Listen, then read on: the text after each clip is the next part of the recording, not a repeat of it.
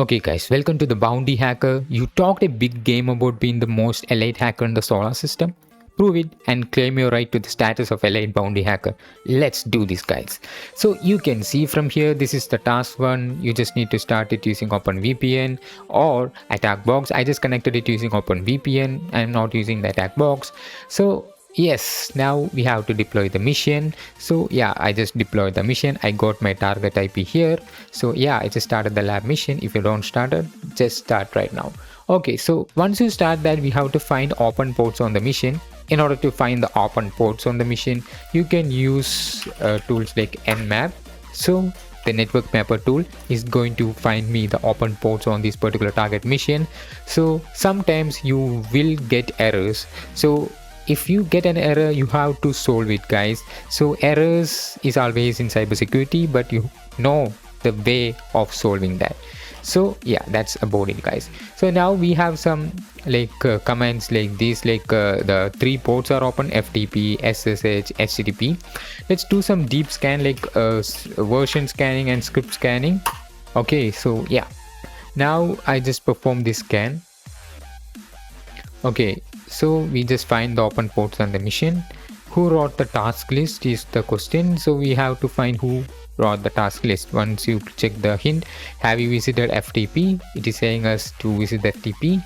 So this is FTP. In FTP we have anonymous login allowed, because in most FTP you have to check manually for anonymous login, or you can get information about anonymous allowed or not from the script scanning. If you perform the script scanning here, so we just perform that and we get that information: anonymous FTP login is allowed. Like that, you can also confirm if FTP supports anonymous login like this script scanning way, or else you can manually check for anonymous allowed or not in the FTP. If you find an FTP, then you have to check for if it is supports anonymous login or not.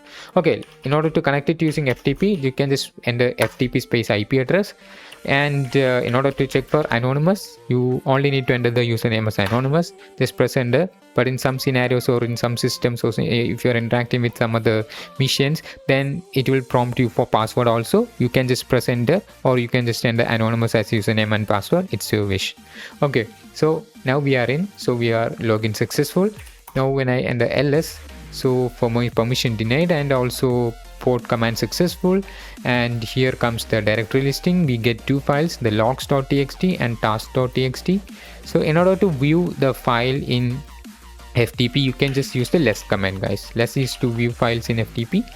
So yeah, we have the task.txt. Let's view the task.txt. Here it is guys. Protect vicious, plan for red eye pickup on the moon. These are some of the tasks, and this task was set by the user Lin, right? So yeah, this is about the user Lin. So that's what they are talking about. The task list is wrote by the Lin, right? So what service can you brute force with the text file you found? So what is on port 22? It's SSH. We have to find the service you can brute force with the text file you found. So there will be a text file. Maybe they are talking about the logs. So let's use the logs on less. So less logs.txt is going to give me a lot of words. This is the word list which may contain any passwords for the any other service that we have, right? We have the service FTP, SSH and HTTP. So it's about SSH they're talking about, I think. So we have to find that particular service. Before that, you have to download the logs guys.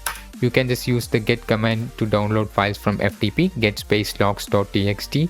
You can just download that easily on your machine. So now you can see the transfer was completed. So now you can exit from FTP.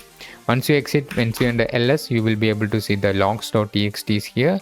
So our aim is to brute force with the text find the service. So they are talking about the SSH service, and let's do that. Okay, so in order to do that, you can just use tools like Hydra and -l for the username, as we know the username. From here we have the username, right? So it's about Lin, right? So this is the username, and the password -P for specifying the password list. We have this list, right? Logs.txt is the list that we need to find passwords from, and after that you have to enter the IP address of our target mission. So the target mission IP is here, and the service that you want to perform Hydra attack. So it's SSH. So yeah, we just use this command to brute force this Hydra. brute force is SSH service, not Hydra. Hydra is basically the tool. So Hydra minus small l for the username and minus capital P for the password list and the target IP address and the service. Okay, this is SSH. And we get the password and they are talking about the service SSH. Right, so this is the service that we can be able to brute force. So what is the user's password? As we get the user's password, here it is. Okay, so now we have the user's password and the username and things like that. Now we have to find the user flag and root flag. So we have the SSH credentials. You can just sign in using SSH using the command SSH username at the target IP address. Once you enter that, you will be prompted to say like, are you sure you want to continue connecting? Yes, no, or fingerprint. So yeah, yes. Now it is prompted for us to enter the password. So password is here. We can enter that. That's cool. Now we are inside the SSH with these credentials that we were able to obtain from the FTP. So we also have another port open. If you don't know about what HTTP is, it's about the web page. You can just browse this to get a web page, guys. So that's something to keep in mind. Oh my god, this is the page that you will be able to get Spike. Oh look, you're fine. Yep, it's about time. 3 more minutes and you were going out with the garbage. Yeah, you have something to read in the HTTP. Maybe HTTP is not needed to solve this room, but I just showed you that if port 80 is open, then you can just browse that particular IP address in the browser to get a web page. Okay, so that's something to keep in mind. Okay, so now let's move on with the information that we have. Like we have access to the SSH link, right? So now when I enter ls, I'm able to find the user flag. So that's fantastic. So I have this user flag. Now our aim is to perform the privilege escalation. In order to get root access, you need to perform privilege escalation. You can just list the hidden files like this. I don't have any credentials. I think this seems to be a let's do some other thing like for listing the privileges. You can just use the sudo -l for listing the privileges, and here we have the password of the link. Let's paste that here, and that's it. Now we can see in order to become root, it's about the bin tar is there, so you can just exploit the tar binary. So you can just use websites like GTFO bins in order to get the exploit code. So we can search for GTFO bins. So this is a great website, guys. If you don't know about it, then you have to read this, guys. It's basically a curated list of Unix like executables that can be used to bypass the local security restrictions in misconfigured systems. The project collects legitimate functions of Unix like executables that can be abused to get break out of the restricted cells, escalate or maintain elevated privileges, transfer files, spawn, bind and reverse shell, and facilitate other post-exploitation tasks. Okay, so this is actually a great resource, guys. So yeah, you have to take a note on it in your notes. So I just searched for tar here because we get the bin tar. So bin is the directory where this binary tar is in. So tar is the file name. So in order to get root access, we have to do something with tar. Like there will be misconfigurations, right? So yeah, so we can just move to the tar. Here we have the tar.